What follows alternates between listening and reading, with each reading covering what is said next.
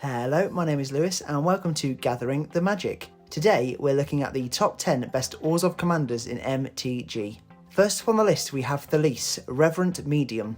This human cleric is all about those tokens. Fill your deck with all those ways to create those tokens because at the beginning of each end step you create X 1/1 flying spirit tokens where X is the amount of tokens you created that turn. That's right. Each turn means you also want to be getting plenty of instants and other ways to create tokens on each opponent's turn, so you could be creating tokens on every single end step. And the Gathering the Magic Always Trusty Card of the Deck award has to go to Anointed Procession. If you're creating all these tokens, you may as well go double. Unfortunately, Anointed Procession is quite the expensive card and one I'm not getting soon unless I spend all my money. I declare bankruptcy! Before we get on to number 9, make sure to smash the like button and subscribe for all things MTG. And keep your eye out for the next giveaway we'll be planning on this channel in the next few weeks. Next up on the list we have Vona Butcher of Megan, and this Vampire Knight is all about life gain. Stack your decks with all of those lifelink creatures, which in Orzhov is absolutely perfect because black and white is just so lifelink heavy. You want to be gaining all that life to use Vona's ability and spend 7 life and start destroying your enemy's non-land permanents. It's not just creatures too. Magic has an abundance of go-to artifacts that either give you life or let you spend life to absolutely obliterate your opponents and send them all the way back to the Shadow Realm. For the number 8 pick we have Athrios Shroud Veiled. As always, what is an MTG top 10 list without a god card? With Athreos, at each end step you get to put a coin counter on another target creature, so get putting those coins on all your enemies' powerful creatures because whenever a creature with a coin on it is put in the graveyard or exile, it returns to the battlefield under your control. For me, I'd fill my deck with all those blink or exile loving cards, give you extra options to exile your opponent's creatures and get them onto your side of the board ASAP. Imagine your opponents being all smug, whacking down the Vorinclex only for you to steal it and completely ruin your opponent's day. Next up on the list we have Karlov of the Ghost Council, and yes, another Orzhov deck, another lifelink theme. Whenever you gain life you put 2+1/+1 counters on Karlov and then you can remove those counters to exile a creature of your choosing. A really cool card, but one we won't delve into too much detail as again, its playstyle and strategy is very similar to that of Vona. But as you can see, so many cards at your disposal to constantly gain you life and trigger off Karlov that you can imagine having a deck around this would kick off so fast. And as with every lifelink deck, if you ain't whacking in an Aether Flux Reservoir, then what are you doing with your life? Next up on the list we have Elenda the Dusk Rose, and I love this card. Elenda on the surface may just be a 1/1 lifelink, but whenever another creature dies, she gets a +1/+1 counter. And when she dies, you create X 1/1 Vampire lifelink boys, where X was Elenda's power. One way to go with this is to create as many creatures yourself that you don't mind dying, so you can boost Elenda even more. You can even go Vampire Tribal with Elenda, boost up her power by the way of other vampires, and make her super strong in case someone wants to make her bite the dust nice and early. And lastly, make sure you have a few of those beloved sack outlets to hand, so if you do have those tokens or creatures you want to die, you're not only boosting Elenda, but also triggering the abilities of those sack outlet loving cards.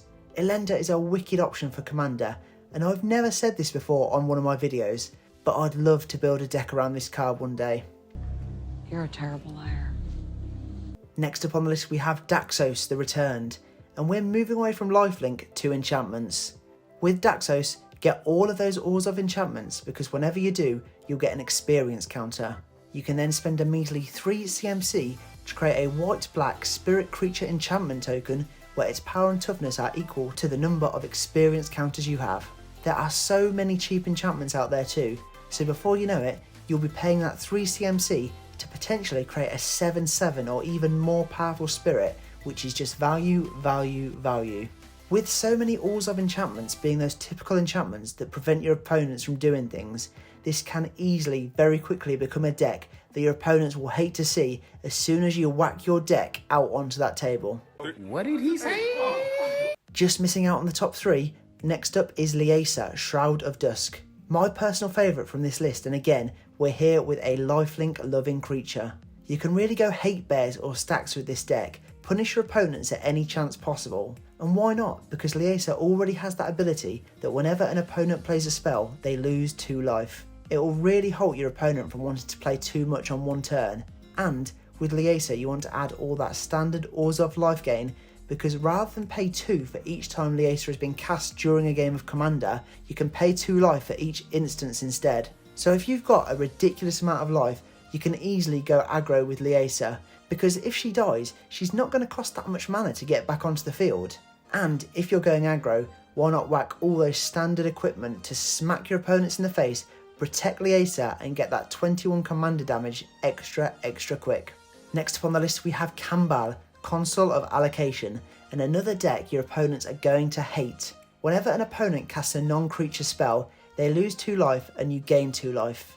I'm telling you now, Liasa would be so good in the 99 of this deck. Again, you can go several routes with Kabal, whether that be the life gain route, the stacks route, or even the hate bears route. Realistically, you can sit back and take a much more relaxed approach to this, as you want your enemy players to be playing spells to trigger Kabal.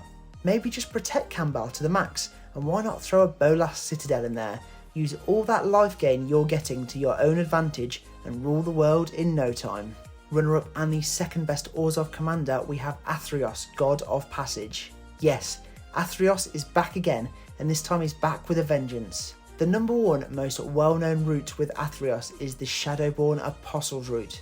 As JLK did on an episode of Game Nights, get out dozens and dozens of Shadowborn Apostle, sack them, and then Athreos is forcing your opponent to either lose life or you get Shadowborn Apostle straight back to your hand. But again, you really want to combo Shadowborn Apostle off with loads of different cards like Ayara, Tabaraks, or even more, and then you'll be eliminating your opponents in no time. Again, especially in black, there are so many cards out there that combo off with Athreos and creatures dying. You'll be doing so much damage to your opponents, or always getting your creatures back to your hand in no time. A really good commander, and one that is one of the easiest to make absolutely broken in no time at all. And for the best Orzhov commander, we have Teysa Karlov, and let me tell you, Teysa won by a landslide. Whenever a creature dies, if it has an exit trigger, it triggers twice. And as you can see now, there are so many cards in black and white, and especially black, that have so many of these. There are so many perfect combinations of cards too, like Pitiless Plunderer and Revel in Riches. If I was crafting a Taser deck, I'd really focus on the tokens. Use loads of those cards that create tokens, trigger that twice with Taser, and then you have a value engine that will take you to the moon. But no matter what you do, don't forget to sneak in that copy of Luminous Broodmoth. Have those triggers going off twice with Taser, and have Lumi Broody there to bring back that creature again and to bring it back with flying. An absolutely insane commander that I can fully understand why she is so popular. Time to build myself a Taser deck, I think. There we have it, that is the list. Any of us that you think should have made it? Let us know in the comments below. Thank you for watching, and don't forget to like this video, and please do subscribe for all things MTG. Check out our social media and affiliate links in the link tree below, and finally, if you're buying cards, sign up for Card Market and use our code on the screen now to help our channel that little bit more. For now though, I'm all tapped out, so I'll see you in the next video.